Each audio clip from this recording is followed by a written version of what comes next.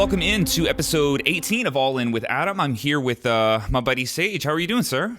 Doing great, man. How are you? I'm doing awesome, man. We had a pretty sweet podcast. What was it? 7 or 8 months ago? Yeah, it was definitely a minute ago now. Winter, somewhere in there. Yeah. But, I thought we had an awesome conversation. I re-listened to it. Sorry, I'm just adjusting your volume here. I re-listened to it this morning a little bit. A lot of cool topics we covered, man. It was a fun episode. And how is your podcast going?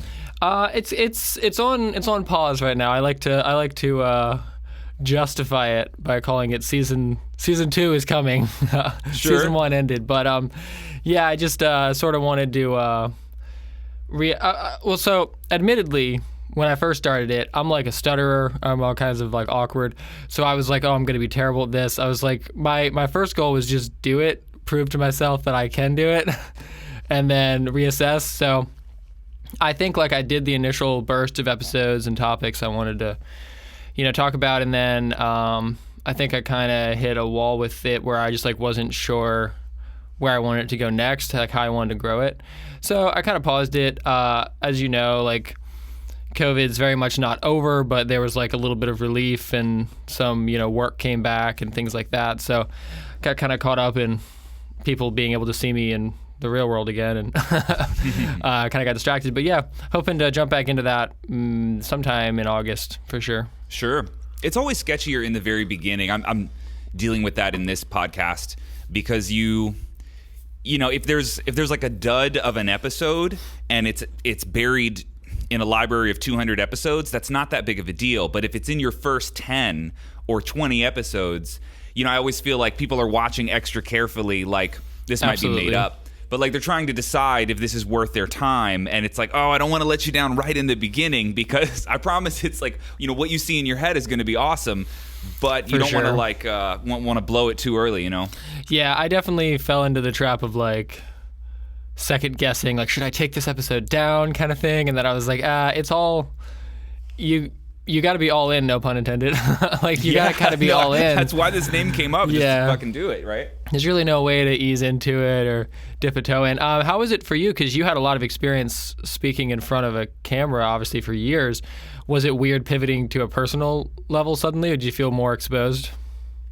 Definitely more exposed, but that part is a little more comfortable. I think what got old for me in drum world, and there's probably a good amount of people listening that don't.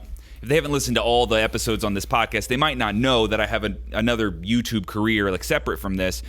And what got frustrating there was having to try and share things with a market of people that I really care about, which is really just young men, right? Like I care about that particular demographic of people, like myself and you 10 years ago. Like we were pretty fucking dumb, and it would have been awesome to have slightly older men to tell us some things. And so speaking to that audience, but having to filter everything through the prism of drums, right. that got really frustrating because there are some really helpful, cool things that I've learned or figured out that have nothing to do with drums at all. And sort of one of the reasons I like your project, probably oversharing. That's the name of the podcast, by the way, for those listening. But one of the reasons I like it is because it like tiptoes in music, but not exclusively. Like when you talk about mental health, you very quickly get outside of the music realm. And man, I tried to do that so hard in so many different ways on my drum platform. But there's limits where it's like, if you're not talking about drums or music at all, like this isn't really compatible with that whole brand, right? It's gotta be tied to drums somehow. And so I pushed those boundaries as hard as I could until finally it was just like, dude, I have to just have a project that is admittedly not about drums from the very beginning. So that part was actually really comfortable. It's like finally I get to say all these things that I've, tried to dumb down into drum world for years, and I was tired of doing that. Yeah, well, I mean, you definitely can't just like start talking about like deep stuff in the middle of like a drum lesson. So you have to try to find a way to marry the two.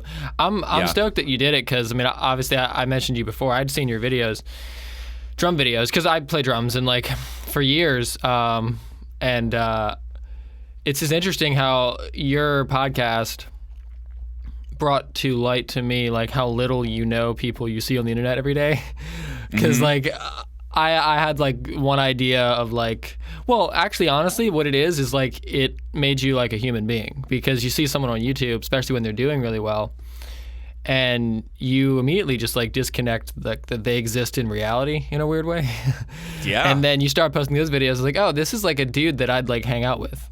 Like I was like, he's like a normal like dude that like has thoughts about stuff that I think about. And yeah, I think that's really cool. Like if anything, obviously reaching a new audience is the goal, but I definitely think it makes your existing audience probably more, invested in what you're doing as well. Yeah, I had the thought that at least the initial burst of fans in this podcast would be like ultra loyal because there would be some people that had followed me for 10 years in drum world, and then it's like, oh, wait a minute, but I actually think the other things that he talks about are interesting too. So my hope was that it would foster like air quotes like super fans in the beginning, right? Like people, Right. And I'm not sure if I don't get to say if that's actually what happened or not. But it's cool to have that little base of people who already kind of know me, and then it's also weird to have to give an impression to people who have no idea who you are and don't care, like people that don't think drum world is cool, and my ability to play or teach drums like doesn't have an impact. It means literally nothing to them. Yeah, dude, we're talking about like philosophy and psychology and self and all these other things. So that's been interesting too, like very humbling to have like all of my credit stripped away, where it's like, that doesn't matter. Like, what do you have now? Yeah, immediately. So that's it's been like, cool. Yeah, it's like, wait, who's this guy again? Yeah, that was kind of. I think I actually asked you something about that over on the episode we did. Was just like sort of struggling with that like new identity, loss of identity type thing, because no matter where you are at in your life, like, or what you do or anything, you're going to encounter that so many times, just like fully investing in one side of your personality and thinking like, this is me until I die. And you can only take anything so far. I think that happens, like, you hear about that a lot with, like really famous people that get to a point where they're like, their whole life they're known for one thing, and then they finally confront themselves at like 50 and they're like, I'm not happy. Like, I don't even know why I'm doing this. They like pretend to be happy because people expect them to be happy. And that's obviously like the more extreme example, but I think everyone will encounter at some point, like, is this really all I ever want to be in my life? Is just someone who plays drums, or just it's like, it's cool, but is it that cool? Yeah, it's that. Well, it's like a borderline mythological. It's like the Phoenix sort of thing, like shedding the old version and the new one. And you wonder how many times you have to do that because it sucks. It would be nice to be like totally enchanted by drums and drums alone forever. Yeah, for right. Sure. That sounds really simple. To have your values and your interests really locked down. Like that's a lot of stability, a lot of predictability. But yeah. And I'm sure you've experienced that too, right? Like it's just not always one thing. Like music doesn't always cut it. Sometimes there's more to talk about, For sure, yeah. I went through that with COVID because obviously, your side, I know you used to tour and do stuff like that, but recently it's been more, online, teaching, YouTube, all that. Yeah. I'm the opposite, where it's all been like in a studio or at a local venue or on tour at a venue or whatever. And I definitely leaned pretty heavy. I'm turning 29 soon, so I leaned pretty heavy for my teen years and into my 20s to just being like, Sage Duvall, drummer. Every profile picture was like me playing drum. The stuff that you do, right? Yeah. And then I couldn't do it anymore, and I was like, oh. I think that's where that's actually where like the mental health podcast started, because I was like, wait, I might be mentally sick. Like, I might hate myself just a little bit. I should address these things. And it is, but like you said, it's that, like rising from the ashes thing. I'm glad for every time in my life I've been forced to confront myself just a little bit more, because I got to live in this body for hopefully a while. It's pretty stuck, right? Yeah, kind of stuck here. Yeah, no kidding. So do you have any, and I say this is like a weird question coming from someone who like didn't go to school for music, but in the psychology world, in the mental health world, do you have any like credentials there, or is it all just personal experience? Yeah, all personal experience. That's the main sort of thing about probably oversharing or anything that I do is I don't pretend to have any credential. I would never give someone, like, I would always tell them speak to someone. Sure. But the goal of probably oversharing and just me having conversations in life with friends is I think that, speaking from my personal experience, like when you're mentally sick and you're struggling with something, one of the things that keeps you in that place is, for some reason, and this isn't good, I'm not encouraging this, but a unwillingness to seek professional help. And I identified in my life when I was unwilling to do that, when I was in my teenage years and I was like suicidal and struggling with a bunch of things, I identified that like I, just for my own personal like weirdness that at the time I didn't understand, needed almost like a middle point between like suffering alone and committing to like therapy and medication and being like, well, maybe this is a problem that I have. And I ended up finding that in like a mentor friend of mine who had experienced something similar. But in the meantime, it was like reading books about it and like trying to educate myself and like try to think my way out of it, which isn't, again, something that I recommend. But I do think that if that's a process, if that's a part of your process and you need to get through it, I wanted to provide someone that healthy, easily accessible midpoint of like, this is someone, and then hopefully a friend on the show that is discussing sort of where we're at and maybe guiding you through a little bit how we got to that place of like actually addressing it. And it's not always going to be medication or, you know, therapy or something like that, although I think therapy is great for everyone, and, you know, medication if you need it. I don't actually take any medications, but whatever it is, like, you're going to, you know, get there. But I think like the goal of that show is to help people that are in that like unwilling stage to hold on and get that extra bit of context and comfort and feeling that maybe they're not as alone as they feel in something. So I think as valuable as people that have proper credential are, it is also valuable for people who don't necessarily have that to just be like, hey, this is me and this is my experience, and like I'm here to talk to you all day, all night, whatever, and help you figure out a little bit more about yourself through my experiences. And that's sort of the goal of it. Sure. It's funny you mentioned, you know, overthinking, which is something you and I both have in common. Seems kind of self-evident. That's where all that anxiety comes from.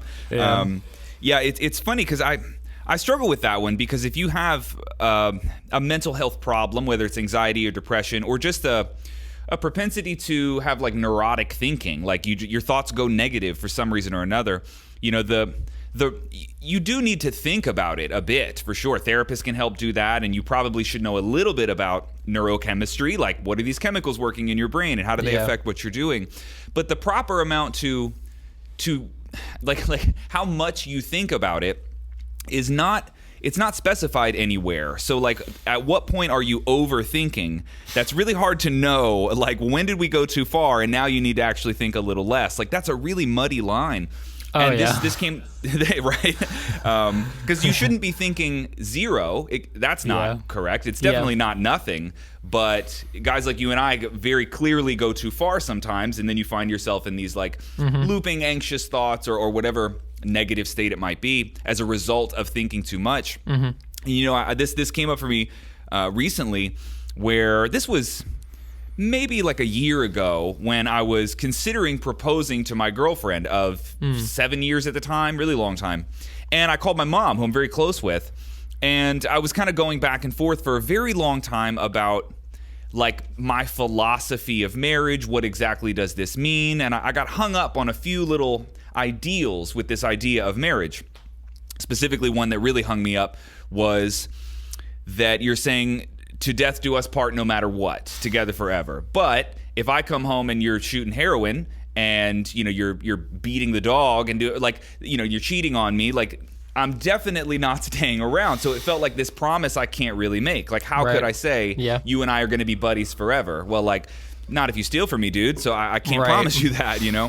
And so it was like little niche points like this that were really hanging me up. And in talking with my mom about this, she said, you've always had a habit of thinking yourself out of a good thing. And that really hit hard. That since I was a child, I've done that. I've thought myself out of good things that are right in front of me.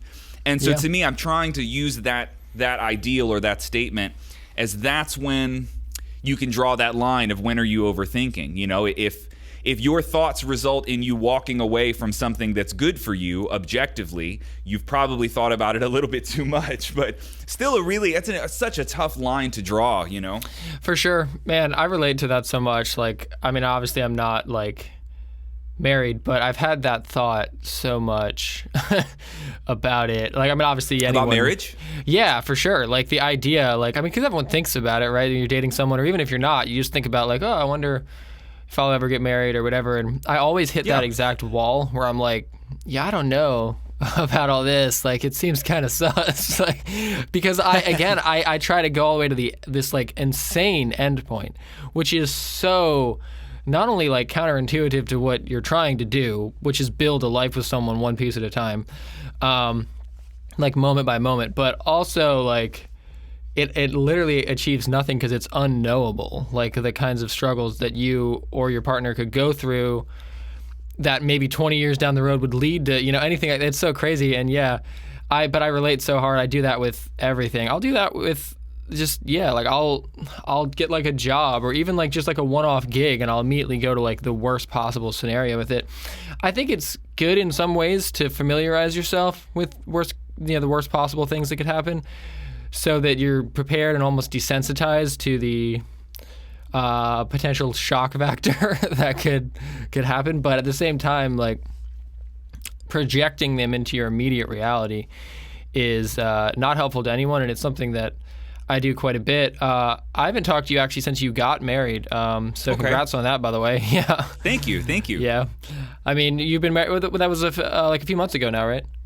Yeah, a few months ago. There's one podcast on this channel gotcha. about the wedding. Haven't caught that one yet. Yeah, we did real small. We did like 35 people up in the mountains. Real cool. Nice. We live in Florida, but we're not beach people at all. So we just went to middle of nowhere in Tennessee. It was really cool. Yeah. Yeah, it was killer, man. It's killer, and it's weird too because being married is almost anticlimactic for people that have been together that long. We've been together like about 8 years, right? So it's like nothing is different. Like we already bought the house, and you know, there's a couple of weird nerd things that come up. Like I can get insurance through her work now. Okay, and like yeah. Little shit like that. But beyond that, we were already acting as though we were married by every other definition, right? So yeah, it got makes pets it, and bills together and shit. Yeah. Yeah, I was like, that was like my first like that was what I was gonna ask, is like, were you guys already, you know, like living together, all that stuff? And if you already are, which of course by 8 years, you know, you are, yeah, it's like you just kind of like leave the wedding, and it's like, okay, well, back to the life as we've been living it. Very much so. Yeah.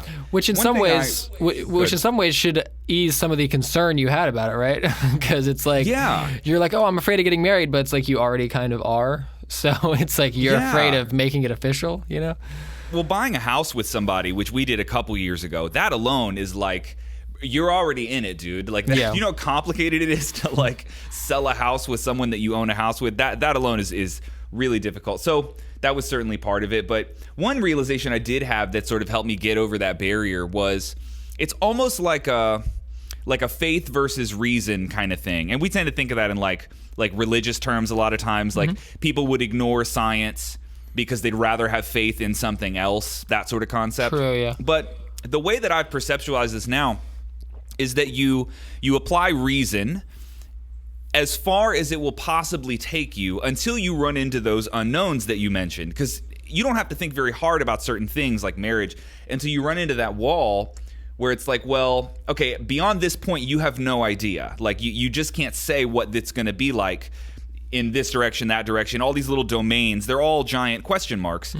But I look at it now as though you should use reason and analytical thinking and common sense to take you as far as you can, and faith enters after all of that has been done. And a lot of times people think it's like one or the other. It's binary. You're either operating purely based off of faith, or you're going to go the like analytical reason route. And I've learned that it's like there's an order of operations there. And so the amount of thinking that I had to do about the concept of marriage to get there, I think I should have done that. But when you run into those walls, well, it's like now we're dealing with more of like a philosophical faith idea where you do have to place trust in something despite there being no evidence that it's going to go this way or that way. For sure, it's rough because being formerly religious and no longer that way faith is always a weird pill to swallow. Like I'm like a little kid. Like I don't want to do it. Like prove it. You know. Yeah, I was gonna ask you because I thought I remembered us talking about that. Not being currently religious, like what is sort of like when you say faith, what does that mean to you? Is it like faith in like the universe, or faith in like is there like a higher power that you still sort of believe in, or like what does faith kind of mean to you? Sure. Well, faith is in my eyes now, it is the thing that fills the gaps when you exhaust all of your reason. And so here's a good way to say this. There's a classic philosophical problem, and that is that it sounds way more complicated than it is, but you cannot derive an ought from an is. So science tells you what is, but it will not tell you what ought to be. Right? So for example, science can help you make an atom bomb, but if you want to use science to determine when you should drop the atom bomb, science has nothing to say. Interesting. And so okay. That's an example of one of those like scientific, or it's a limit of science. It's a limit of objective reality. At a certain point, like you run out of answers, and faith to me is sort of how you resolve what's past that limit. So I think where people make mistakes with faith is applying it when it's not needed, when you could explore this question more and use your intellect to try and form a somewhat of an answer to this question or to that question. But it's like easier to just have faith in some system that answers all of that for you. To me, that's like intellectually lazy. But I see. Interesting. Yeah, but I think faith does have a place. But it's after you've done a lot of thinking. You know, people don't like that. Yeah, after you've done your research. Yeah, for sure. Yeah. Yeah, I was just curious. Like, I mean, I'm not involved in any organized religion. I was raised Christian, got away from that. I do believe in like creation and like higher power and stuff. But yeah, it's a constant question, I think, for everyone, sort of what role science plays in that, because I do very much believe in science as much as I believe in what I believe. You know what I mean? Like belief is something that is almost impossible to explain, right? Like once someone believes in something, regardless of what it is, that's like that thing kind of has power over them, right? Because they believe in it, like, and no one else can really influence their belief entirely. I mean, you can influence it, but you can't like change someone's belief, right? That's, I guess, some of the issues that are going on in the world right now in general, is that people are really being pushed to the brink of what each individual believes. It's not so much like fact or what maybe would be correct or, you know, like incorrect. It's like a battle of like, I believe this and I believe this and I want this. And at some point it becomes so confusing that until people actually step back and reassess what they're willing to believe in or unwilling to believe in, it's almost like we've hit like a wall with some of that stuff. And I constantly try to check in with myself about what I am allowing myself to start to believe, because I'm kind of the only person that's going to be able to curate that general list of, you know, actions I will perform in reaction to that. That was a really confusing sentence, but no, I understand what you mean. Yeah, it's tricky, man. On that concept of belief, I learned something, or rather, I heard a perspective recently, and this was in regards to a political issue, which I don't intend to go down the political wormhole necessarily, but it was about Israel and Palestine, and which is a very, very, very complex, old problem. It's, for sure. Yeah, even if we gave people a general overview, we're still missing 1,000 things. Like 1,000 years. Thousands of years of information that you would need to like weigh in to understand what's going on there. And the way it was explained to me was like, you know, if I asked you right now to look around the room that you're in and give me a list of facts about that room, you could probably come up with 100 facts right away, that the audio panels behind you are shaped this way and the microphone is mounted in this position. These are all like objective facts about reality. But the problem is that facts are infinite, in that you can go to a molecular level and name tens of thousands of more facts just about the screen that's on your microphone right now, because there's little scratches and like there's an infinite amount of facts in the world. And this is one of the things that happens in weird political debates, is that you could make a really strong argument for either Israel or Palestine depending on which set of facts you bring to the argument. And there's so many facts, so many so many stories over thousands of years that have to do with that conflict, that depending on your perspective, like the frame that you bring up and how you want to look at it, you can pitch a really strong argument in either direction. It's like, which century are you looking at, and what set of facts are you bringing to the table to support that argument? Right. And yeah. I feel like this happens a lot I use Israel and Palestine because it's particularly complicated, but in even if you were going to like debate Trump, like, well, which set of facts are you bringing up? Because I feel like I could make an argument in both directions, that this is like the worst thing that ever happened to the country and that it's really not that bad at all. Depends on which frame I choose to bring up, right? Again, it's like infinite facts.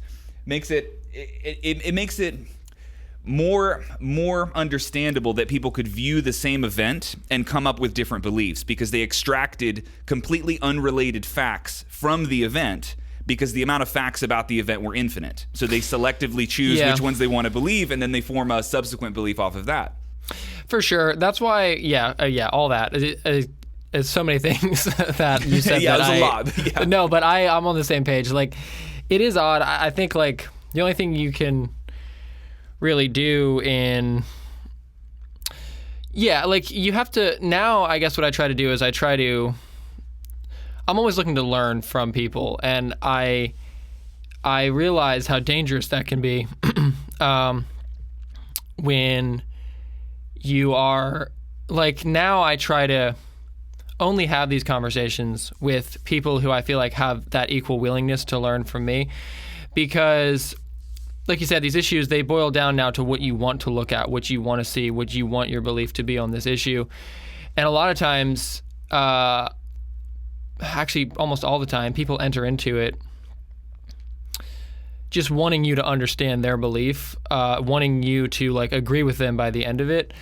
And that's the thing. It's like, why do we say, well, we don't talk about politics or, like, religion? It shouldn't be that big of an issue if everyone entered into it open-mindedly, but it turns into, like, a debate. And once people start debating, they just become more entrenched in their, like, the belief they had going in, and then they want to be right, and then they want to win. It just goes down to this thing where it's like, we're ultimately arguing things that neither one of us really understand, and, like, we should both be seeking to learn more about everything, really. There really should be no, like, even something like Trump, which is something that, like, we're not going to obviously dive into, but, like, I feel like I have my mind pretty made up about. Like, but at the same time, when I talk to someone who's, like, a big Trump supporter, I still want to hear what they have to say. Even though I feel like I already kind of know, like, I try to, like, okay, let me, like, get an alternate perspective, because otherwise I'm not hurting them, I'm hurting myself. Like, I'm doing myself, like, a disservice, because even if I hear them out, whoever it is, not just a Trump person, but anyone, I hear them out and I still disagree, I still benefited my existing belief by testing it, by hearing another side again and, okay, coming to the same conclusion again and coming back in. You never come back to that conclusion without bringing more information with you. So I try to, at this point, I mean, maybe that's just, like, growing up or something, but at this point I just really try to, like, let everyone have their moment and try not to go into anything closed-minded, except for things like Jeff Bezos flying to space. That's weird, and we don't need it to happen. Yeah, I do think it's a maturity thing to have a willingness to hear someone out, even though from the very first presupposition that they set up, you're like, I definitely think you're wrong, right? Like, Trump is such a good example because, like, everybody tends to have their mind made up about him. But you're right. It's a great point to say that your argument only strengthens if you're willing to hear out someone's argument, especially if it's a good argument, and then still, at least intellectually, like, in your own mind, debunk that argument, right? Where, like, here's why I don't believe that necessarily. But I also think it's so important to not, well, let me rephrase that. It's in your best interest to be interested when someone looks at the same problem that you're looking at and comes to a different conclusion. That's like deeply interesting that you and I, let's just say, could watch the same news clip and we abstract two different sets of facts from it and come to different conclusions. Like, to me, that's more interesting than it is problematic. Like, it is problematic, and we do have to have a really complicated conversation if we watch the same clip and you're like, that was bullshit. And I'm like, no, that was awesome. Like, whoa, we need to unpack this here because like, did we just watch the same thing? And this happens all the time. But I don't know. To me, it's like you can almost train yourself to find that more interesting than offensive. And I think there's a lot of reasons why people find those disagreements to be offensive, but it really shouldn't be. I think what a weird, lame world it would be if everyone came to the same conclusions by observing reality. Like, that's weird as shit. Yeah, there would be no furthering society, really. It requires a certain amount of friction or discomfort to grow anything, right? I mean, isn't that just like one of the rules of like self-improvement, right? You have to make yourself somewhat uncomfortable, and being challenged is great. I think it's where that becomes strange to me is when you start giving a individual, whether it's a religious figure or a political figure or whatever, actual power over like deciding how something is going to happen for everyone.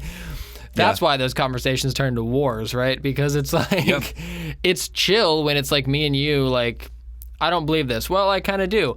Well, I'm open to believing it. Well, I'm open to kind of not, And then we're like, okay, cool. We both leave with something to think about. It's another thing when it's like, I'm open to believing this thing. Yeah, I don't care. So it's not going to be that way anymore. That's when it becomes a problem. And I think that ultimately is where I left religion, because religion, there are certain walls. And I mean, I've had this conversation with people before where they're like, well, what about, and I don't know all the terms, but there's like certain sects of Christianity and stuff where basically the rules that are taught in Christianity like don't fully apply. I don't know if I'm saying that right, but like you can kind of pick and choose. Like it's like open to your interpretation sort of vibe. And that is to some extent, but I just think like in general with something as important as like sort of tangling with your own inner belief about the universe and why you exist, having someone to sort of curate how you're allowed to feel that gets a little weird. So yeah, I love those like open forum conversations when it's with friends. And I think my point from earlier was I just try to make sure it stays with people that I feel like I have a good amount of trust in their willingness to grow along with me, more so than feeling that they're deeply entrenched and they would rather me become as enlightened as they feel they are. Yeah, absolutely, man. And to be honest, this is one of the weird things that I think like the founding fathers of America got very right, is they designed a slow, clunky government that was like built for eternal war between the parties. Like it's we have a very, very powerful but also a very slow, chunky government, and that just the concept of checks and balances, that we can't have someone come in, even though it's projected like this is what all political leaders want to do. The idea that one person can come in and take over our whole system is genuinely not possible. Like, it's set up for that to not happen. Yeah. That at some point along the line, the power has to get passed around and shared and distributed in government. It's one of the reasons we have a hard time getting anything done too. But it's sort of like I feel like I always got to give a lot of credit to the founding fathers of realizing that the battle, the back and forth, is exactly what you're supposed to do. You're supposed to have these uncomfortable conversations where not a single individual, like a religious figure, for example, is able to dictate everything that we're doing, because there's groupthink mentalities that follow along with that. Enter Stalin, enter Hitler, right? Like, we've seen what it looks like when one person with a fucking insane idea gets all of the power, and I do feel grateful sometimes that we're in a country where it's fundamentally designed for that to not happen. Not that people don't try, but it sure seems like we're in a really difficult place for something like that to happen, So I'm a fan of slow, chunky government. I think it's a good idea. It prevents that religious extremism from happening, for sure. Right? Where, yeah, at least that's the intent, and the ship hasn't sank yet. So yeah, I mean, we're still here. Yeah, well, we're still here. It's funny too, because like that's how everything is. I mean, like you mentioned earlier, right? Like the marriage concept. Like, what if one day? Well, that's how everything is furthered, right? Like you said, through that friction, through the problems, through the arguments, right? You celebrate that when it's in the government, but when it's your own life, you're like, oh no, I don't know if I want to commit to this. Right? Yeah. But that's kind of the point, right? You're expecting to encounter some problem because you are the first to state that's the only way forward, is to encounter that every so often, is to be kind of pushed to your brink a little bit. Yeah. Yeah, it's the phrase that came up in the last podcast I did with my buddy Devin. The phrase that came up was like comfort in battle. That's the goal. Not to win.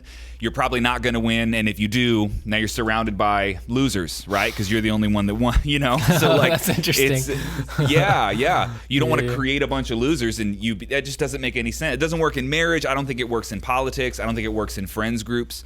I think oftentimes it's like part of the duality of the universe. It's a push-pull back and forth forever, like until you're dead. Nobody's supposed to win in a lot of these interactions politically and in marriage, and it's uncomfortable. It's uncomfortable because it's like saying the fight's never going to be over, but I don't think we want it to be. Yeah. No, I wouldn't know what to do with myself if I didn't have some kind of pervasive unpleasantness in my life. Yeah. But Yeah. It's interesting too because I was talking to a friend the other day. The whole like mental health thing sort of started as like a series of suicidal episodes I had gone through. I have, for those listening who aren't familiar with me at all, which is most people, I have a dissociative disorder, several actually, which I know that you've experienced as well, Adam. But oh yeah.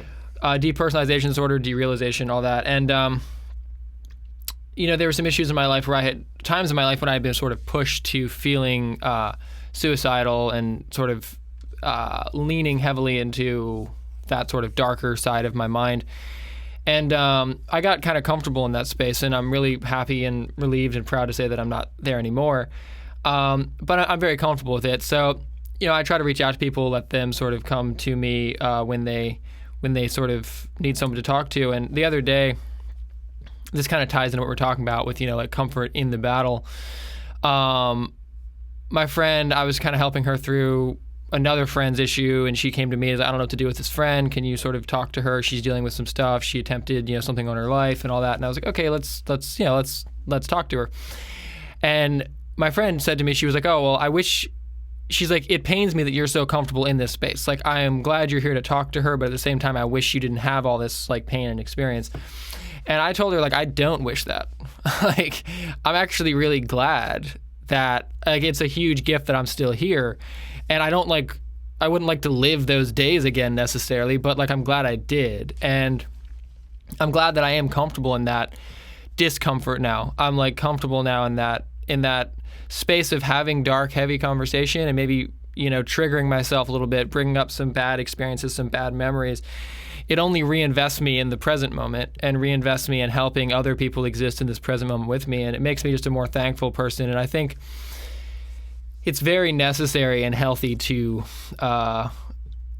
just openly and just lovingly accept the good with the bad, with like everything that comes along in life. To me, it's sort of the only way to make sense of existing. You can't just idealize your situation. You have to fully accept the terms of your condition and just be like, this is how my life's going to look until I die. So I may as well be stoked on it, try to find what's good about it. And it's one thing to say that, it's another thing to actually feel it. And that's something that really has only happened to me recently, getting to a point where I'm like, you know what? I'm glad that I like almost killed myself, like, which is a weird thing to say because it always comes back to like, but I didn't. And I'm here, and that's awesome. You know what I mean? Like, yeah, came through it okay. Well, you undoubtedly have a different perspective than you would have had otherwise. There's no way to attain whatever perspective it is that you have now. It's earned in a way. You had to go to a particular boundary to look at things the way that you look at them now, and it's cool that you're able to share that with people. But I'm sure that unless someone's been in that position, they do not understand what it is that you understand now. Yeah, so for sure. That's a thing to be grateful for, a perspective that there's no other way you could have had it unless you went to that boundary and came back. I see it as such like a gift now that I've been so mentally sick at certain points in my life, because so many people are going to struggle with that for my entire lifetime, and the ability to even help them in the smallest possible way or just make them feel understood is like a superpower to me. Like, I really love that I can give people a feeling of being less alone or less like crazy, say, in that space. But yeah, it's also interesting too, this is kind of dark, but kind of like funny to me because I have, I guess, such a weird sense of humor now. Let's do it. So I have this thing on my arm, right? It's like a mole scar now. I got my mole cut off 2 weeks ago. And the mole had turned black, and I didn't know what that situation was. And I went to the doctor, and he like told me that it like might be cancer. Like, spoiler, it's not. It's fine. But for the next like week, the last like 8 days, so basically 2 days ago, I found out I don't have cancer. Everything's good. But the doctor really freaked me out. He was like, it could have gone into like your lymph nodes. Like, he said a bunch of stuff he shouldn't have said for a doctor who hadn't even done a biopsy yet. Kind of a bad doctor. But he like, I went in there thinking I don't have cancer. I left being like, I'm going to die. Like, so he really panicked me. But anyway, I found it kind of ironic that someone who had been to such a point of like wanting to die had now been so afraid of dying. I like left and I was like, I don't want to die. Like, that sucks. And I caught a glimpse of myself because it was only like a year and a half ago that I was in like a suicidal spiral. And I was like, at one point that self-loathing started in me. Like, I don't even deserve to not have cancer because I already tried to kill myself. So, you know, I went like down that thing where it's like, I shouldn't even be alive anyway. And then I was like, I kind of, you know, stages of panic or whatever, grief, whatever they call it. And like, I arrived at this place where I was like, no, I think I actually like really, really want to live now. And that's part of why I'm so freaked out. Like, and it made me, again, that like suicidal journey made me like more thankful for what I have now. And it circled me back into this place of like wanting to like fight to live, you know what I mean? And so when I found out I didn't have cancer, I was even more excited to be alive. I was like, yo, now I'm extra here. So it was just, yeah. Yeah, it's interesting that even when you take someone who's in a position where they say like, I don't want to live, they will still act like they do in that will you avoid pain, right? Like, you'll still, like, even your biological systems, these primitive systems, you'll still like avoid falling off a cliff. You'll still jump backwards if you see a snake on the ground. Like, you'll still like swerve your car to not hit something. Like, there's still this deep programming like within everyone that is to survive. Yeah. And it's weird that like, even though you can intellectually get to a place where you have decided that you don't want to live, so much of your being still does. Like, it still totally does. You know, it's strange. And so I'm curious if in your entire history of mental health, are there any recurring themes that come up? Like, things that would make you feel as though life was not worth living? Is that tied to an ideal that's always kind of been there? Yeah, I think like the suicidal nature with me comes, I think, typically from the fact that depersonalization disorder and the dissociative motor disorder, the things that I experience, and even some elements of the depression are like uncurable. And I think, you know, you actually touched on something that it didn't so much hit me when you said it in the last podcast, but when I was editing it, it came back up to me, and you touched on the idea of like trapping ourselves in the idea of what life ought to be, right? Which goes back to what you were saying earlier with like faith and all that. And like, I think that ultimately is like what does me in, is like thinking, like idealizing other people's life and thinking like, I don't want to exist like this. And it's not that I necessarily want to be them. It's just like, I see in my mind it's possible to not feel this way, but not for me. Like, they get to not feel this way, but I don't get to. And I think it's probably something that people go through when they lose like a limb or something, you know, when they are suddenly, or they like lose their vision, they're cheated out of something that they feel like they're supposed to have. And it like devalues in a way what they do have. And I think it's natural that that's a whole journey to like accept your condition so much that you actually start to celebrate maybe the things that it's given you that maybe other people don't have. Like, to start looking for those like really small things. Like, I would see, and I'm in no way trying to say that I have it harder than anyone. I'm saying that's how I felt. Like, I really do think that everyone kind of struggles equally in life. But I used to think that I had it worse. And now I truly don't feel that way anymore. But like, I used to feel like, well, their lives are better. And I wish I could just exist like that. Now I look at it more like they're doing their thing, I'm doing my thing. And like they got some things that I wish I had. I probably have some things they wish they had. And ultimately, if I'm looking at someone like that, I'll now just try to like bring them into my life and learn from them and try to exchange like I was talking about earlier. But I think where the suicidal nature in me came from was like having been up for like almost 3 days straight, unable to sleep because I was disassociating too bad. The panic attacks were too bad. And the dissociative panic attacks with me had gotten to such a point where like for days my limbs would be like going numb and I would be like nauseous and I would be dizzy and like my actual body was experiencing physical symptoms of like illness and I was actually making myself sick and I was getting to the point where I was like I wasn't doing a super great job at my job, you know, and like things like that, and I felt myself falling behind in like music, and I started to be like, I'm actually like sick. I don't want to exist that way. And it's not that as soon as you feel that you like become suicidal. I think it's like months and months turn into years of feeling some version of that, and then you reach a point where you're like, I really hit a wall like around COVID time was feeling this really weird idea that I was supposed to, at I guess 27 at the time, be past this point in my life and feeling like, well, I kind of like effed it, you know what I mean? Like I'm still stuck in this place and like I don't seem to be able to figure this out. And that sort of hopelessness, I think, spread through me, just stemming from like a self-loathing disappointment in myself of just like, man, I thought when I was like 16, by the time I was 27, 28, I'd be like chilling, you know? But in some ways, I was like, I feel worse. That's when you start to be like, can I even do this for the next like 40 years?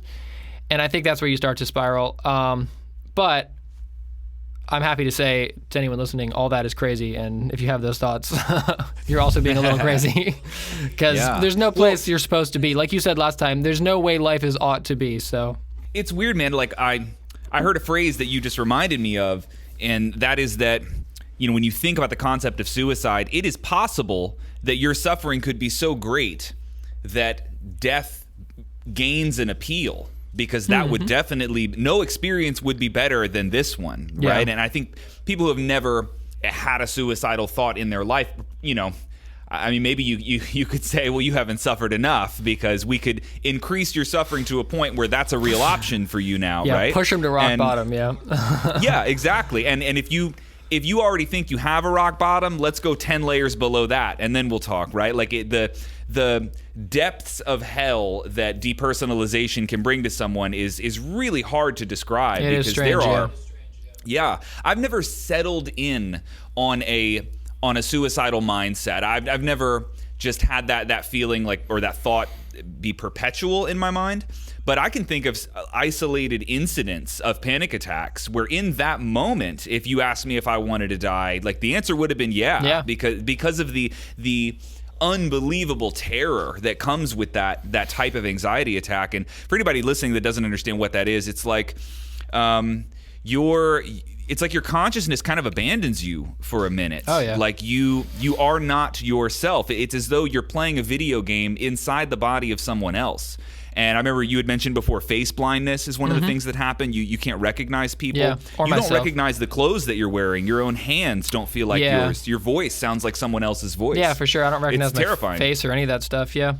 The way I think of like a severe dissociative panic attack, and I mean obviously there's so many like sub terms, right? So you could experience this feeling I'm about to describe unrelated to those feelings, and it would still probably be the same. But for me, when I'm having like a really dissociatively charged panic attack, which can last for days in my case, it's that suicide actually becomes like in your conscious mind, it becomes like necessary. It's like I must stop this from happening.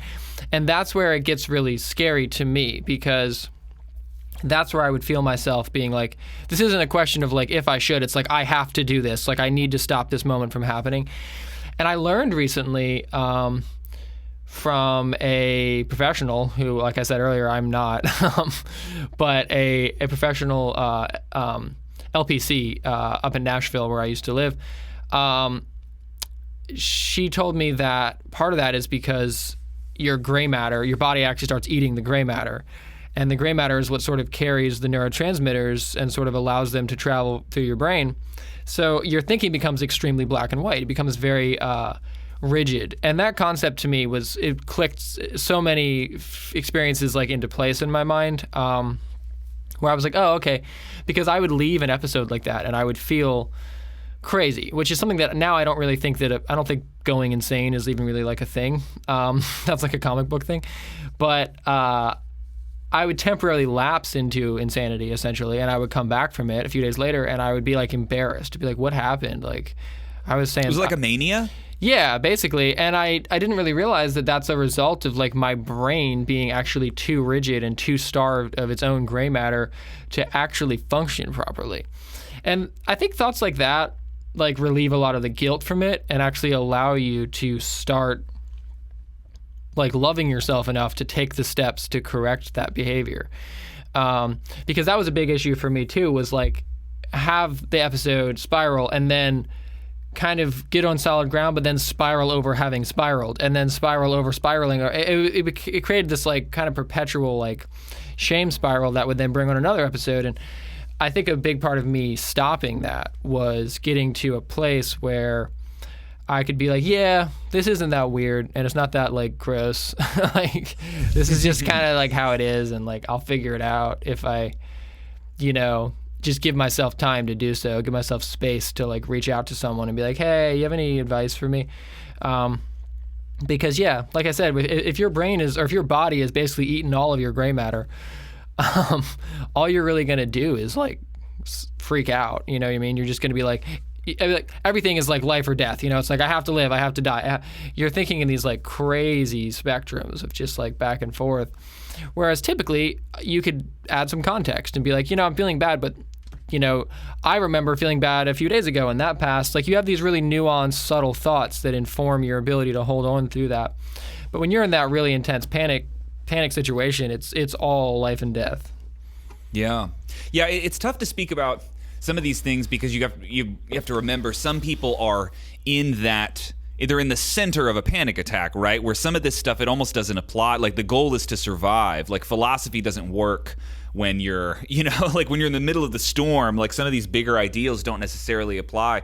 But I think when you get out of that, and you're able to somewhat function and move along, even if it was in, severe depression, you can carve out a lot of neural pathways. And like you said, I think people tend to get like ground into these specific ways of thinking, and a lot of it is like neurological. Like your brain is just not functioning as it should, and climbing out of that hole of depression or anxiety episodes, like, man, it's really tricky. It's like getting out of a maze sometimes, Yeah, I mean, it's like anything else. It just really pays to invest in learning yourself and just understanding, like I said earlier, that you got to exist in this body for a while. So give yourself time to have bad days, give yourself time to like totally like blow it, like, yeah. Because there's days where I'll go to bed and I'll just be like, man, all I did today was like survive.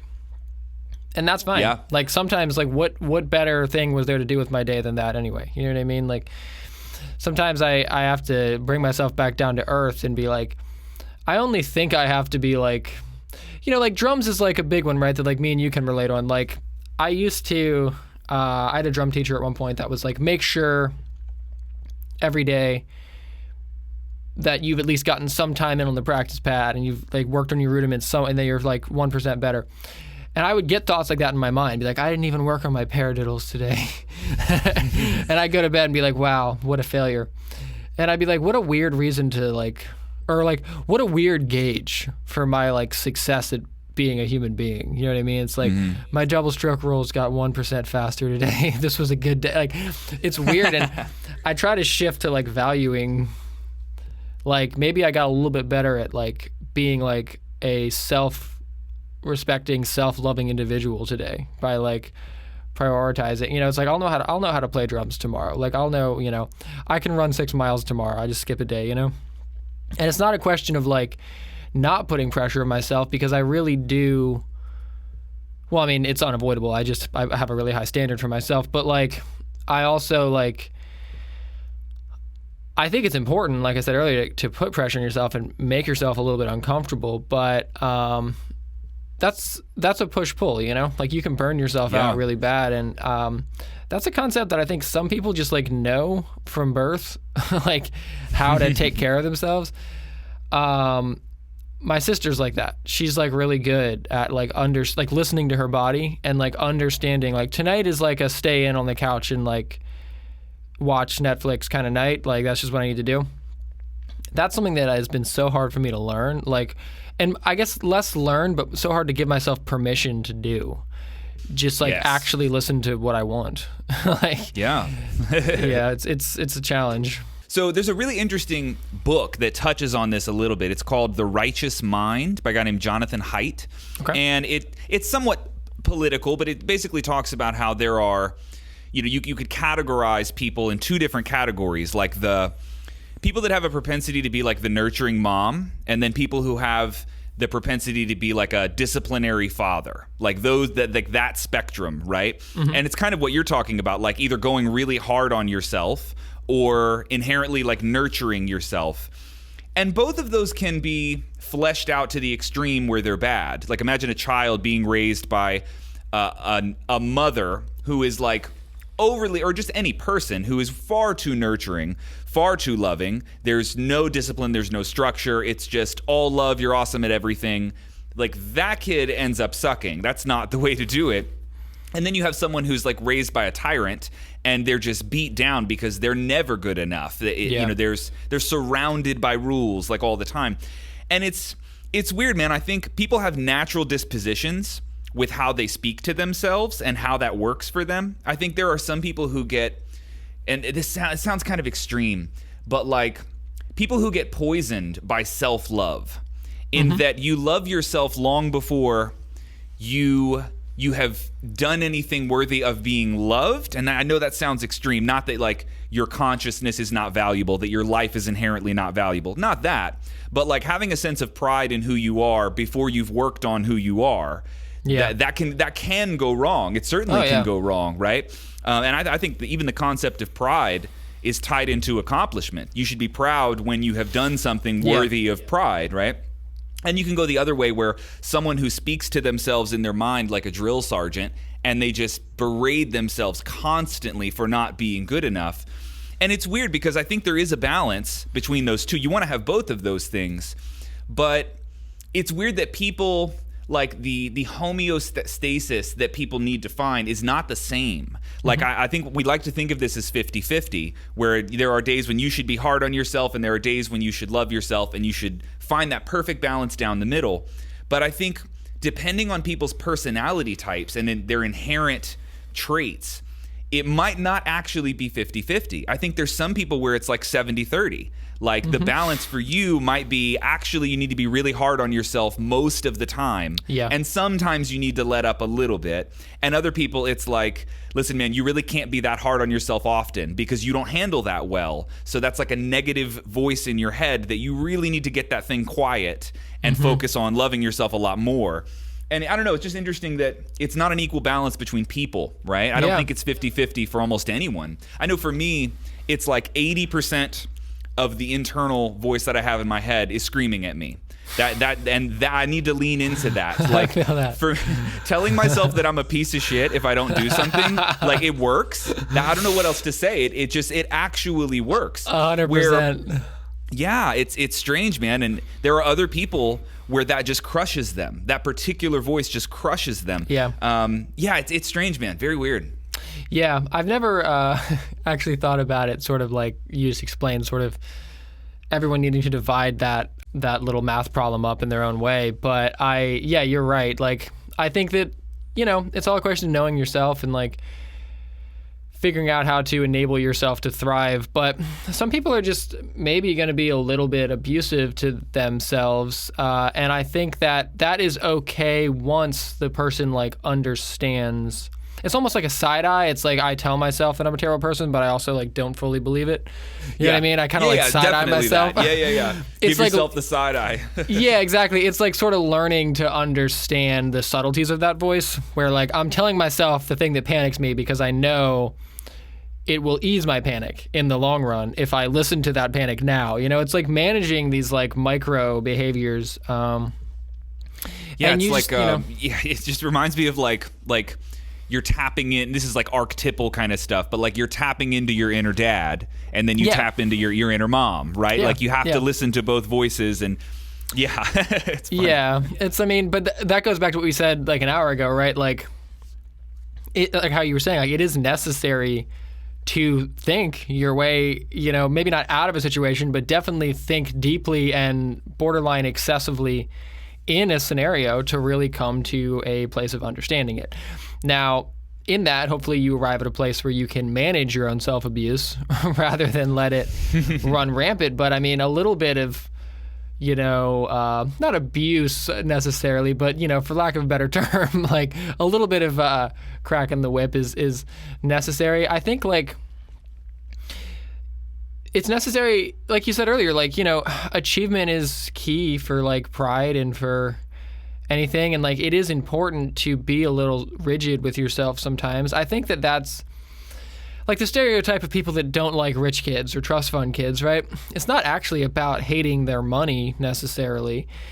It's that some people believe that they've already earned their place just by existing. And they're just born into a situation of secular validation from those around them and knowing that there's not any real consequence for doing or not doing. They could do something horrible and maybe they'll get away with it. They could do something, or they could not do something at all and their life wouldn't get worse in any particular way. Things like that. And that's also why sometimes you meet a trust fund person or a rich person and you actually really like them because they just happen to not go down that path. And it's never necessarily about the money. It's about the reality they accept about themselves. Like, I'm great, nothing can really touch me, it's fine. Or, well, I have this situation, but how can I use it to better my environment and those around me? It's going to come down to the individual. It's funny you mentioned the rich kid thing. I told this story just the other day. Years ago, I dated a girl who was very wealthy, or rather her parents were very wealthy. If I remember right, I think her dad made $6 million a year, to give you a ballpark, and they had grown up that way. So, pretty well off. It's not bad. Not bad. So, she had never bought a car. She was not lazy. She did have a good work ethic, went to a really nice school, very smart, and, definitely had many of the benefits and advantages of growing up with money and took advantage of a lot of them, right? A lot of those opportunities. But there was one particular time when I used to teach drum lessons full time, and I only had a motorcycle. This is for years. All I had was a motorcycle. And it's like hurricane season, and I'm broke. I'm riding a motorcycle all over town, giving drum lessons to people. And rain or shine, I had to take off on the motorcycle. And I remember one day it's like a Wednesday at noon, and it's just torrentially raining outside, like horrible. But I had to go to lessons. Wednesdays were my busiest lesson day, and I made like $200 or $300 in just this one little run that I did. And I was at her house, and I was getting ready to leave, and she's like, "Why don't you just cancel? Like, look at the weather." And I remember trying to explain why, like, that isn't an option because I have to eat. Like, I don't have a choice to miss this day because it's uncomfortable. Like, no matter how uncomfortable it is, this is what I have to do. So if I have to put 5 like towels in my backpack just so I can dry off before I walk into these people's houses, which I totally did, then that's what I'm going to do today. And there's no other choice on the table. And that was totally foreign to her. She couldn't believe that there was no situation that was so bad that I was just going to bail out, and it was like a lack of grit. Like, she did not understand having to dig that deep. And so in certain scenarios, it would sort of come up where you realize, like, I don't know, there are that rich kid ideal. You're right. It's not the money. It's more that they've missed over certain life lessons that people end up gathering from that grind, whatever that is. Yeah, and in many cases, it's not even their fault, right? It's the people around them that don't challenge them in that way. Because, like I said, I have friends that, so I live in South Florida right now, so. Oh, okay, I didn't know you were down here. Crazy. Yeah, so there's a lot of, rich people. There's a lot of money down there, dude. Rich Jewish money, let's be honest. Yeah, and some of them are really cool. Like I said, it comes down to, like, the people that are around them when they're a kid. I ate out of dumpsters as a kid for a certain period of my life.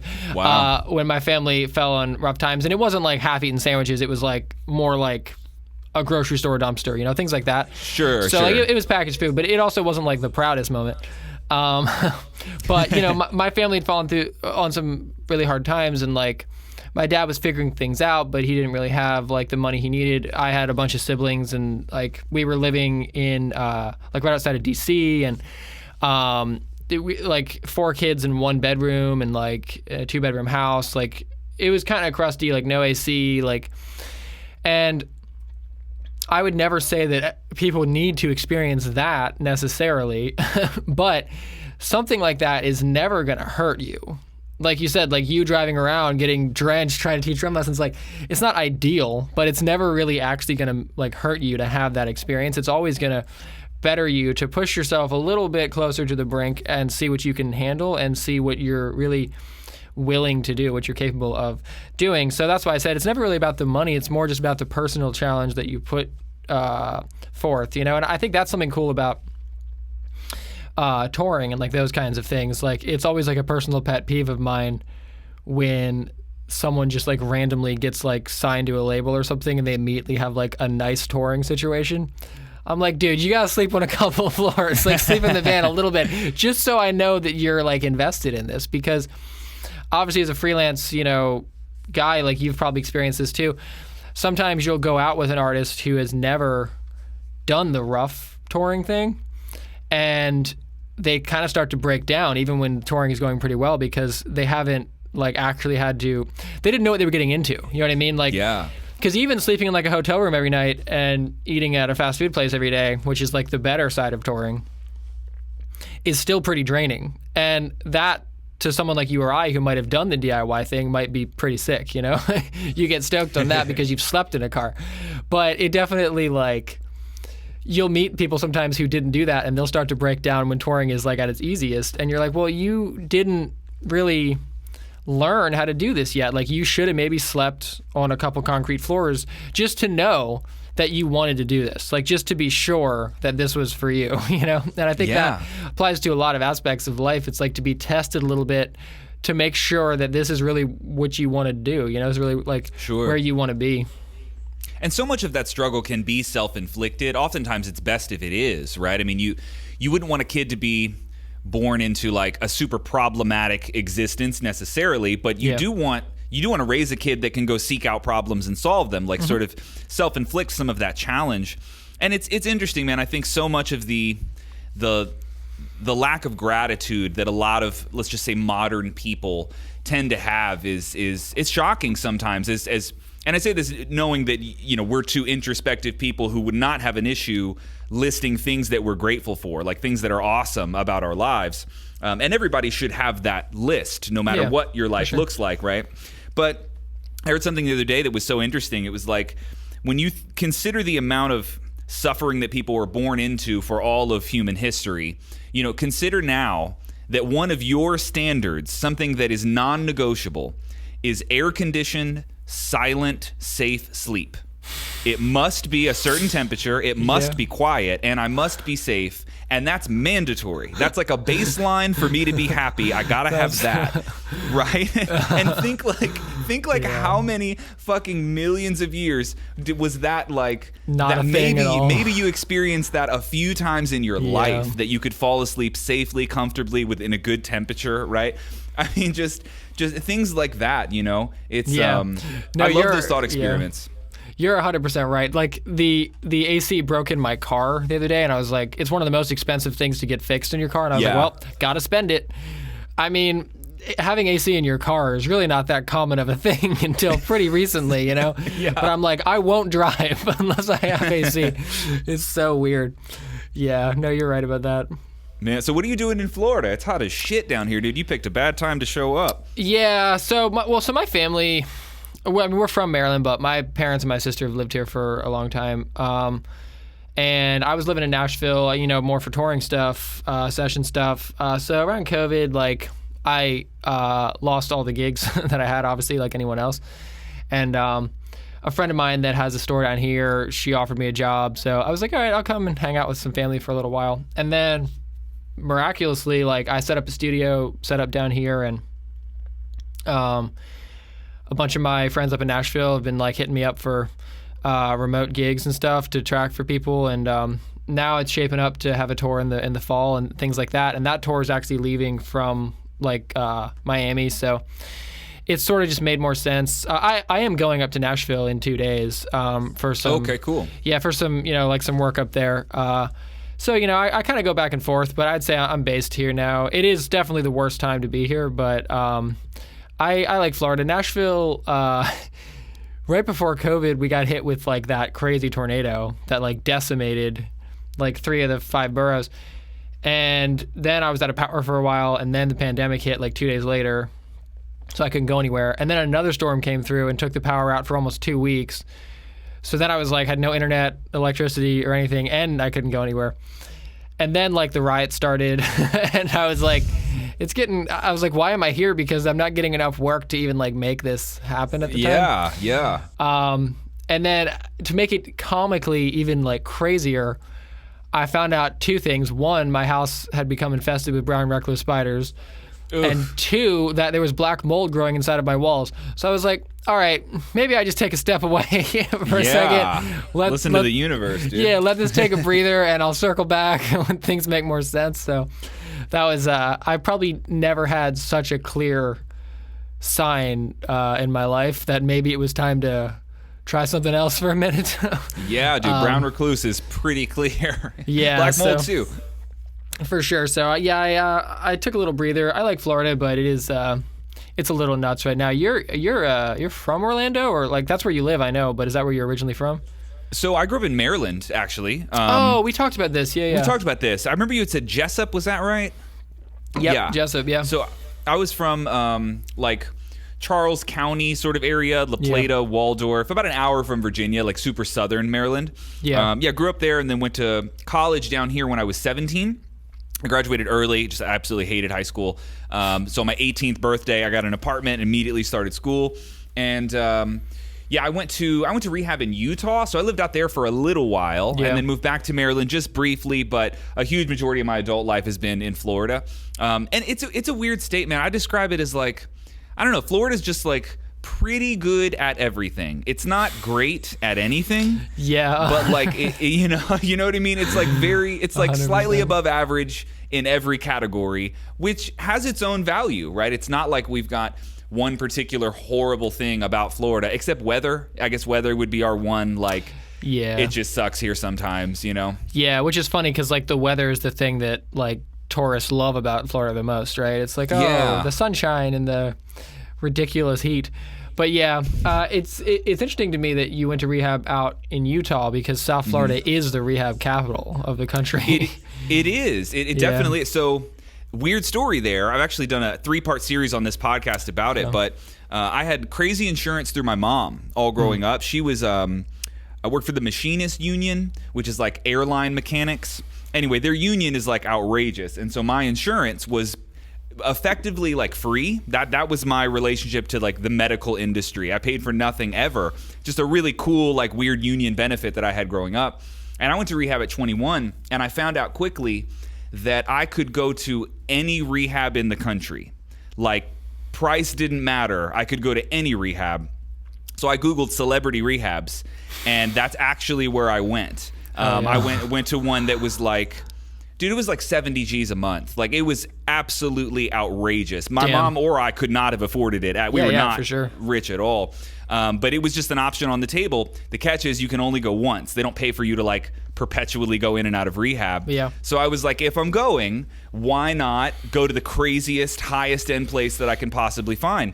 So I went to a place called Cirque Lodge, which, just absolutely outrageous. I had my own horse. They had a fleet of Hummers. They had a helicopter. It was like, I mean, dude, it was insane. And there were pros and cons to it. But yeah, that's why I went out to Utah because that's where that particular place was. But you're right. Utah and South Florida tend to have like all the rehabs in the country. Yeah. It's very weird. Very weird. Yeah, for sure. Yeah, I think it's awesome. You said it was a 3-part series that you did on it. I haven't seen all 3 parts of it, but I did check that out. And I heard like a good chunk of your story. I think it's really cool that you've like I said earlier, like opened up that part of your life like to the internet, because in the drummer world, not to just like totally hype you up, but like I obviously know a lot of drummers and a ton of them like look up to you, and like so many of them. And I think it's really cool that you felt comfortable like sharing that struggle with them, because it really does pull the curtain back on that like larger than life sort of mentality, to let people know that you can have endured something so challenging. And like you said, rise from the ashes, come back to the point where like you have a very successful, like music career. And also just to show, because what I love about the podcast is like, teaching is one thing, but you can tell it's not so much like scripted, but there is like a lesson plan, right? So like your words are chosen. And to see just sort of like the really well-spoken, thoughtful person that you are and that you came out of that experience being is super cool and super valuable. And I think that, in my opinion, it's definitely one of the coolest things that you've done is like, and I do plan to finish that, that sure series. But yeah, no, I think that's really cool. That whole story is really interesting and not something that I honestly necessarily would have guessed about you, having like seen your videos. So like, was that weird? Like obviously, like I asked you earlier if it was like comfortable, like speaking on camera about that, but just in general, is that something that at a certain point in your life you felt the need to hide more from people in your life and gradually became more comfortable with, or were you always just like, yeah, this is how things are? There was definitely a period where, when it was more recent, like within a year or 2 or 3 years of it happening, it was definitely more embarrassing, because it like, telling someone that you went to rehab last year is synonymous with saying very recently my life was super fucked up. Right. Yeah. So like, it's the distance definitely makes it easier to talk about, but I don't know.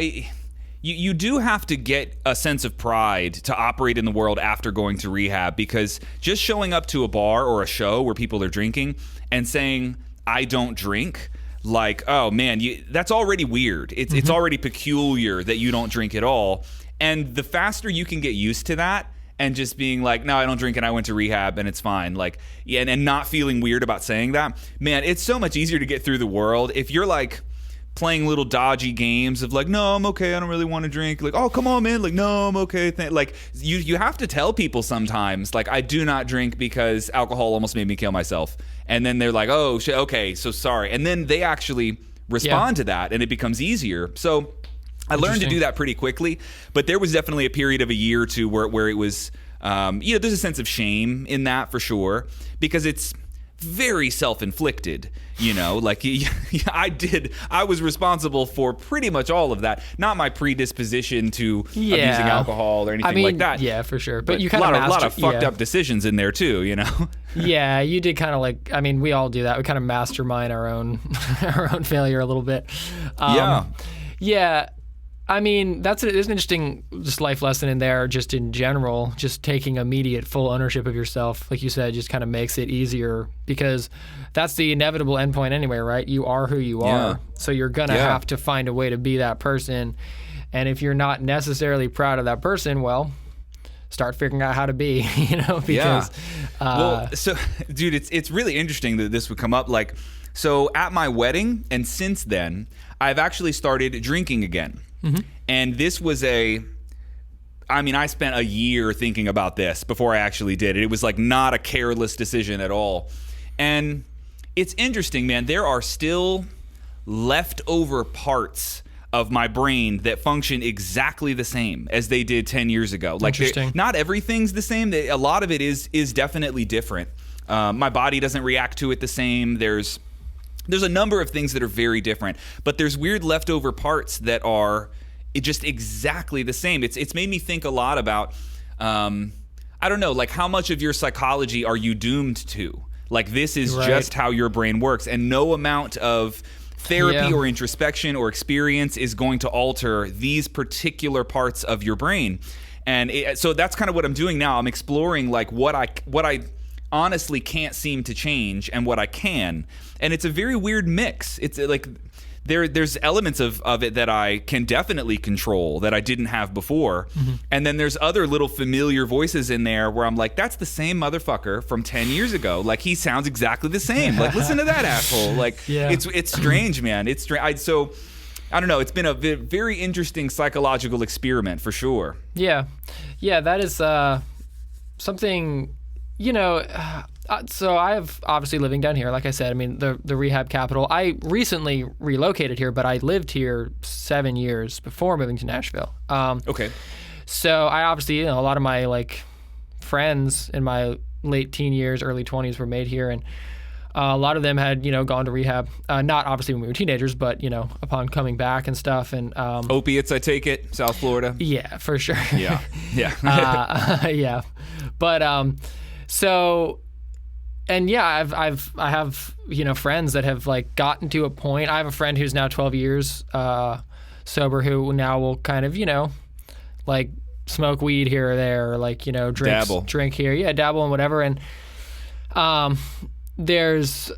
sometimes there's almost like an even more intense fear of judgment from their friends, like they're not allowed to do that anymore. And this is not something that I would be able to speak on, because while I am 100% sure that I'm an addict by nature, I have like aggressively avoided substances as a result of my like known obsessive behavior and my desire to like abuse everything. So I'm terrified of all that stuff, but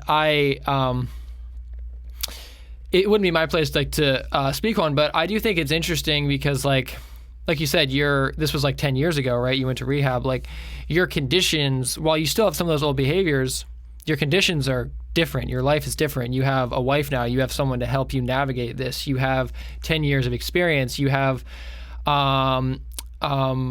accountability to your music school and to, the various businesses that you've started, friends, things like that. And while that doesn't necessarily erase your natural maybe inclinations or sort of bad judgment maybe like on certain things. Sure.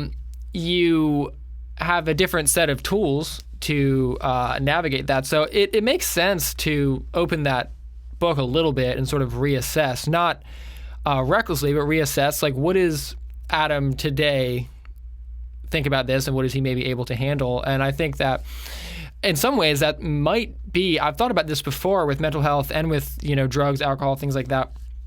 In some ways, I think that might be necessary for long-term success, is to allow yourself to give yourself permission rather to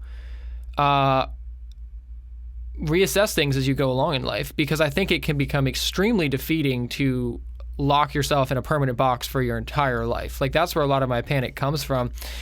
Even with, jobs, things like that are maybe less intense as maybe a drug or alcohol problem. But to be able to say, like, let's take this in week increments at first, then year increments, maybe 5-year increments. But to say, like, from now until the time they put me in the ground, this is how I got to be. I think that can in some ways be counterproductive to long-term success with something, because it might give you a higher risk of just kind of giving up there. I can't do this forever. Sure. It's looking too far down the road. I feel trapped. So yeah, that's very interesting. Yeah, it's almost like what you're describing is that feeling of doom, which in rehab, when they tell you you're an alcoholic forever, you do feel that sense of like, I don't know, you're trapped, you're stuck in this box. And I think I have definitely done that with, I'm sure you've experienced this. You ever had a flash of anxiety when you're like starting the day, and then all of a sudden the day becomes an anxious day? That's what today is. Today it's anxious me. Even though, like, dude, it was like 5 seconds that, you went to grab your toothbrush and you had a weird little thought, and now all of a sudden your day is like fucking doomed, 100%. And it's weird, man. I think I've that word doom is sort of just like the idea of being trapped in something perpetually negative, some state or mode of being that you're stuck in. And whether it's alcoholism or anxiety or depression, to me, I look at it now as like you are doomed to the recipe that you got. Like your weird mix of neurological soup going on in your head, you are kind of doomed to that. Like that is,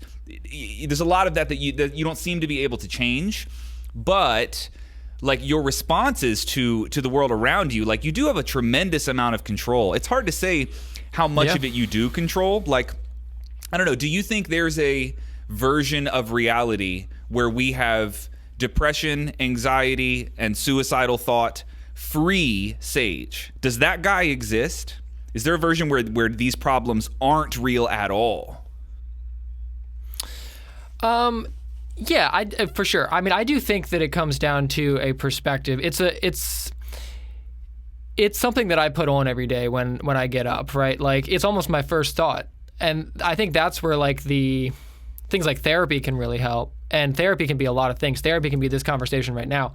But, really recognizing something and going into it open-mindedly, objectively, and calmly.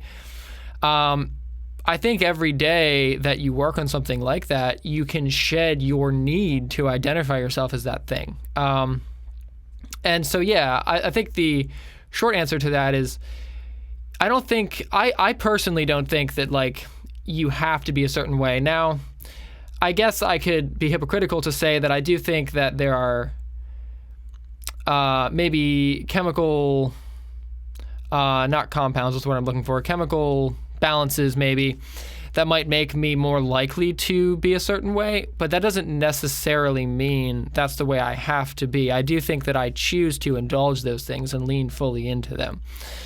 Because like you said, like something as simple as waking up and having that weird thought and it just totally ruining your day is a side effect for me personally of being extremely obsessive compulsive. I'm going to grab a thought. I could get up and be like, oh, that was weird. My leg felt like it moved kind of slowly when I got out of bed. And now the whole day I'm like, am I having a stroke? Right? Like I'm obsessing over something that really was absolutely pointless. And now I'm projecting it into my conscious minute by minute reality. And I don't have to do that. Like I do fully believe there's a version of me that could just be like, smart about it. No disrespect to people that struggle with that, but just kind of more intelligent. Sure. And look at it and be like, yeah, that's an insignificant thought. Put it out of your head.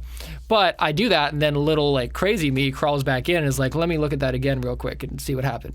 And but yeah, I don't think that we have to be the way that we are. I think that we do consciously and subconsciously choose to be that way. That's just my personal belief.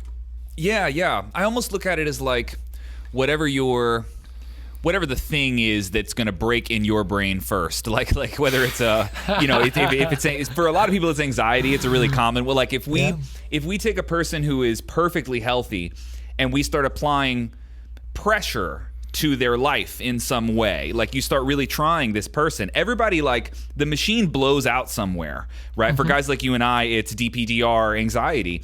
For other people, it could be, maybe substance abuse would be another category, but like everybody has some part of them that will break under enough pressure. Mm-hmm. Some people just never have enough pressure to find out what that is, but everybody has a thing. And I think in that concept of doom, or being stuck, I think that's one of the things. It's almost like a natural law. Like there's no version of you where there might be a version of you that can operate as though you don't have anxiety and you don't feel depression.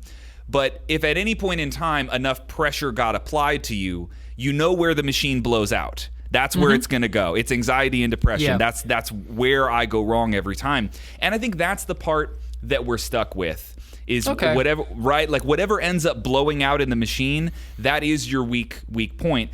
And you might sometimes play like what's that Gopher game where the little moles pop up and you whack them? Oh, Whack-A-Mole? Whack-A-Mole, yeah. Right? So you might play Whack-A-Mole where like if you solve this problem, it manifests in a slightly different version. Mm-hmm. I think sometimes that happens, but when you get old enough, like which fucking mole is the problem. It's that mole. It's just that one, right? That ends up popping up.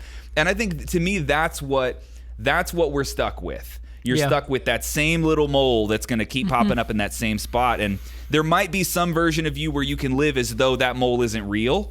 But if things fell apart, you know exactly what's going to pop its head up now. And to me, knowing like the weakest point of your entire psyche like the part of your machine that's going to fail first, that alone is a powerful thing to know, because that's what you put your attention on. That's what you focus on. But with all that said, you're still kind of doomed, like our machines are going to blow out in that same spot every time, dude. Yeah, I think I see your point there. I exercise my right to revise my opinion, right? It's like the meme, like normalize changing your opinion. No, I do agree with that it is going to be the natural, like, fault line, I guess, inside of you is going to be that thing. And I think what I'm talking about is, like, you can choose to weaken that thing significantly by not indulging it. And it's like the feeding the right wolf thing, right? Like, the wolf you feed is the one that gets strong. So, like, I think that I can starve that wolf where it becomes very weak. But yeah, I would have to agree with you based on what you just said, that I do think that is a bit of like a predisposition that I was gonna break in this way, because life is kind of rough. Like, as much as I'm grateful to be here, life is kind of brutal, and you are going to have to learn how to manage your own particular kind of fragility a little bit, because we're all a little bit fragile. And, for some people, it's going to be self-abuse they're going to go to. Other people, it's going to be abusing others. Like, it's going to be whatever. Exactly. But yeah, I do agree with you that in general, people are broken in almost the same way, but how that manifests itself is going to be unique to the environment that maybe they were formed in.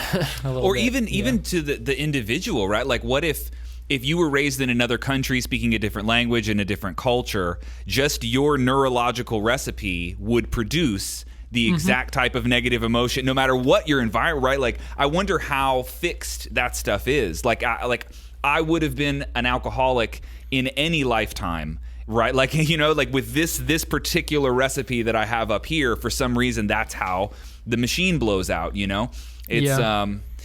but it's, I feel like well, mental health in general will do this to people, but it makes you very individualistic, where you realize that it's really about getting to know yourself, because your solutions they always seem to be customized when it comes to all things mental health and just structuring your life. I'm a huge individualist in that sense. I'm really not a fan of grouping people together by almost any parameter whatsoever. I really don't like that, even if it's race or sexual identity, or people are way too individual to do that most of the time. The broad categories certainly make sense, but I don't know, man. I think part of being a healthy, introspective individual is really having that perception that you are an extremely unique person, and there's tons of overlaps. It's not like the groups don't exist necessarily, but ultimately your perfect life is perfect exclusively for you. And it's like, it's that big responsibility. Like, you have to figure this out, Yeah, for sure. Well, there's so many different contributing factors, right? Because it's like, we talk about like the way that you're raised maybe affecting, how you process things, whatever. But then there's, like you said, like the country you're from, the race you are, the gender you are, the county you're from, even like the road you're on, like the house you live in, the way the sun hits your particular window in the morning and what time it wakes you up, how that affects your brain chemistry because that happened, like it's so specific to the point where like it's insane to even like begin to think about all the different things that have contributed or influenced your behavior in this exact moment right now. It has to be individualistic. If I ever tried to apply someone else's solution to my problem, I think I would ultimately fail. And that is why I think fully accepting the terms of your condition, whatever it is, open-mindedly and almost joyously, I think is extremely important. Which goes back to why I was saying earlier, I think it's great that you have done that with your show and everything, to be like, this is like the way that I am. It's not necessarily what little baby me wanted, but it's not too terrible, because otherwise you haven't even given yourself the permission to, customize your solution to the person that you currently are. So yeah. There's one one last little rabbit hole I'll take us down. It's just an interesting one on this topic of individualism. Are you familiar with the phrase? It's a pretty woke, far left-ish phrase, but intersectionality. I'm not super familiar. No. So it's like if you have oppressed groups of people, which definitely exist, that people could be members of multiple of those groups at the same time. Okay. So for example, let's just say that we were to say that black people as a whole are an oppressed group of people, and then you could say women as a whole are an oppressed group of people. Then you could say people in wheelchairs are an oppressed group of people, and you could go through, we could say gay people as well. And let's just say we have those four groups, that it's black, women, handicapped, and gay.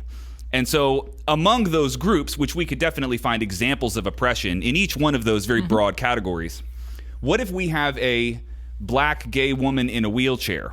That's intersectionality, right? Where they would objectively be the most oppressed person. So now let's group them together and say that's the new group.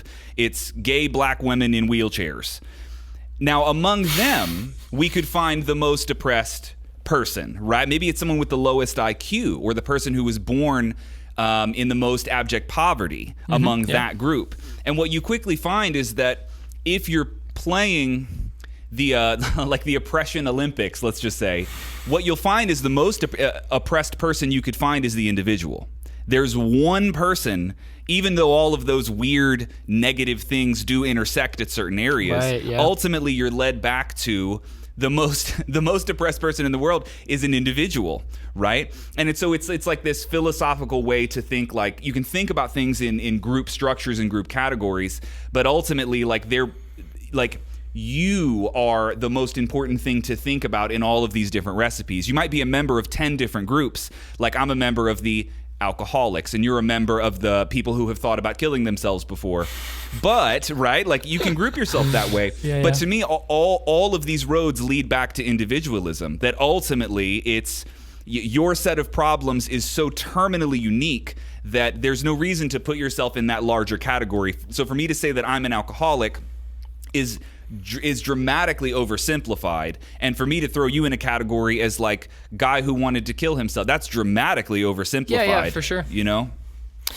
Yeah, that's an interesting concept. I've heard that term, and obviously I can find context clues for what it means, but I've never thought about it in that exact context before. But yeah, no, it's a rare example of like me sort of celebrating or admitting to terminal uniqueness, because most of the time I really try to convince people that they're not terminally unique. But okay, interesting. Because like, and you're kind of bringing up a few different things in my mind right now, which is that like both are kind of true in a way, because like I see where you're going. You're right. Yeah, well, because you do share broad experiences with not only a large number of people, but on some topics with everyone, right? Like, we all share certain things, so we're not terminally unique. But you can refine that down to, like you said, like black, gay, woman in a wheelchair, and now I'm not those things, right? So like that person becomes more and more terminally unique the deeper you go into that, which is really a perspective I've never explored before, is like being sort of selective about the pieces of your own uniqueness that you indulge and empower yourself with to sort of... Sure. Well, it's so interesting and you're right that both are simultaneously true, because let's just say you were dealing with guilt and shame. You are definitely not the first person to deal with guilt and shame. Right, that's what I'm saying, yeah. But as we invite more factors in, where we say, okay, paint me the whole picture of exactly who you are, your environment, your experiences, your IQ level, your personality disposition, down to the neurons in your brain, like eventually we get to this weird, ultra unique, custom person somehow. It's strange. And you're right, though, man. There are arguments to be made that you're not actually that special. Sometimes people need to hear that, especially if they go really hard down the victim rabbit hole. Oh, yeah. Right, those are the people that really need to hear, like, hey, dude, you're not the first person to have a bad day. Like, it's okay, Yeah, that's where typically I'm against the whole like indulging my own terminal uniqueness, because I think until you overcome a victim mindset with anything, regardless of how horribly victimized you were, you're stuck. Yes. Like, because this is something that I think about a lot, is like, becoming a victim to yourself in response to what someone else has done to victimize you. So a context of that would be, to put that into context, like I was abused violently as a child. I was a victim of that. I got to a point in my adult life where I was suicidal and sick, not necessarily because of that, but in reaction, in a very long chain reaction to the behaviors I learned then. And I was like in this victim mindset spiral of like, I didn't choose to be this way, this happened to me. And then I realized like, no. I'm a victim of my own actions now, because like I haven't been abused for like 16 years, right? So that is, I'm physically, logically, analytically, objectively not actually being victimized by anyone but myself now. Like I am going to bed, punishing myself, keeping myself alert, concerned, nauseous, whatever it may be, because of what I am projecting, what I am summoning. And that's where I try to stray away from that, like terminally unique, like poor me, this has happened to me and I didn't want it to be that way. I'm so, like I said, like terminally unique in this way. No one else has had to experience this. And be like, no, everyone is struggling with something that happened to them, but I am more so unique in the way that I'm choosing to currently weaponize it against myself. Sure, yeah, you're right, yeah. Better perspective. And that's the thing. Yeah, so I think like it's interesting because today, right now, is the first time you've ever, or anyone's ever presented to me a perspective where being terminally unique might actually be beneficial to you. And I think it is good to value both perspectives and selectively sort of switch between them, because it can be simultaneously very empowering and also very hindering, depending on how you choose to use that paradoxical truth. Well, I'm glad we made it all the way to victimhood, because really, you're right. That is when people don't need to hear a concept that you are in fact terminally unique, because it's like they've maladapted to that way of thinking. Like, well, maybe you are, but not in the way you think about it, right? If it's a perpetual victim. Right. And I think people need to get, just on the topic of victimhood, there's I had to explain this to someone I know who lost their job and recently, and after being unemployed for quite a while, it became where they would introduce themselves, and within a couple minutes, that was the topic that they were talking about, that they lost their job. And you saw them identifying with this negative thing that had happened to them. It was like this person began assuming the identity of the victim, where it's like actually who they are. Like if people met you and within 2 minutes you're all of a sudden talking about your history with mental health, it's like you're now stepping into this identity that is that person. Yeah. Right? And you, in a poisonous way, you believe you're so terminally unique that that's what people need to know about you, is what has happened to you, right? Yeah, exactly. You start to, you sort of define your own value by the fact that you've been victimized by someone else. And I think like ultimately, like that's the ultimate like self-destruct button. It is. Like to me, like when you allow yourself to exist in that state for too long, because being a victim of something is obviously not your choice, right? And you are allowed and encouraged to recognize that and to even publicly admit sometimes like this, I think about like women who have been, hurt, right? Like victims of, rape, things like that. A lot of times they're shamed, encouraged not to speak about it, right? And so they're self-conscious about it. They feel guilt, they feel judgment, and ultimately they should not feel those things, right? Because they're not even a part of it. It's the person that hurt them that is entirely responsible and entirely guilty. Correct. They were truly victimized. Correct. Right. They were merely like a bystander of that thing. So they should feel none of the guilt. But, and this is not a judgmental statement, is to say like for each one of those people, my hope for them and for myself and everyone who has been a victim of any kind of abuse is that they will recognize that fact at the moment, relieve themselves of that guilt, and then release themselves from the victimhood that they felt of that thing so that they don't carry it.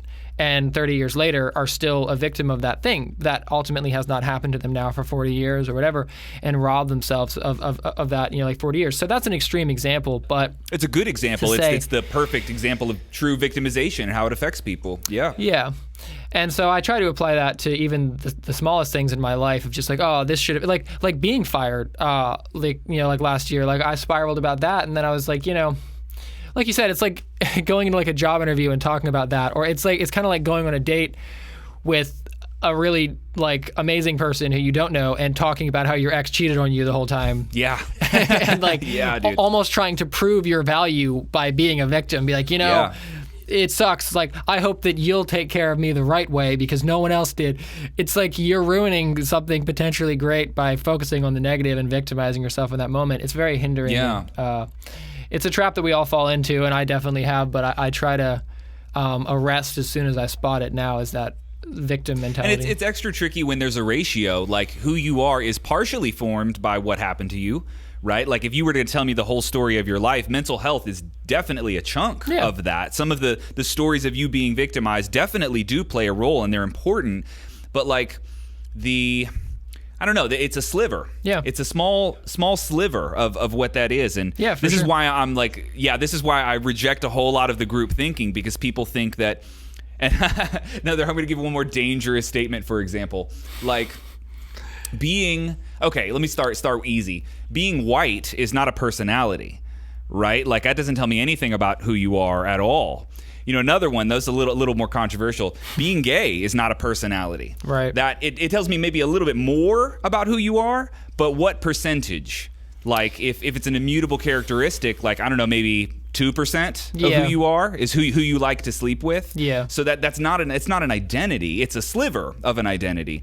I think race is like that. I think all these groups we can place ourselves in tell a very tiny fraction of the story. Yeah. But just like with victimhood, people like to say that, let's just say the fact that I was fired or abused in some way, that becomes, in their own mind, like 95% of their identity. Yeah. When it's like, hey man, it's not that it's unimportant, but it's a sliver. That's a tiny chunk of who you are. For sure. And I see people do this in any group, any large category, whether it's their race or their sexual orientation or their trauma, that people will use the group to project an identity as though that's a complete picture, when it's in fact just the tiniest little slice of the pie. Yeah, well, it becomes more of an identity the more people on both sides pay into it, right? Like give value to it. Yeah. Like if you're gay, it might not be that big a part of your identity. If someone reacts a certain way to it, it's a bigger part. If you react to them reacting to it, now it's a bigger part.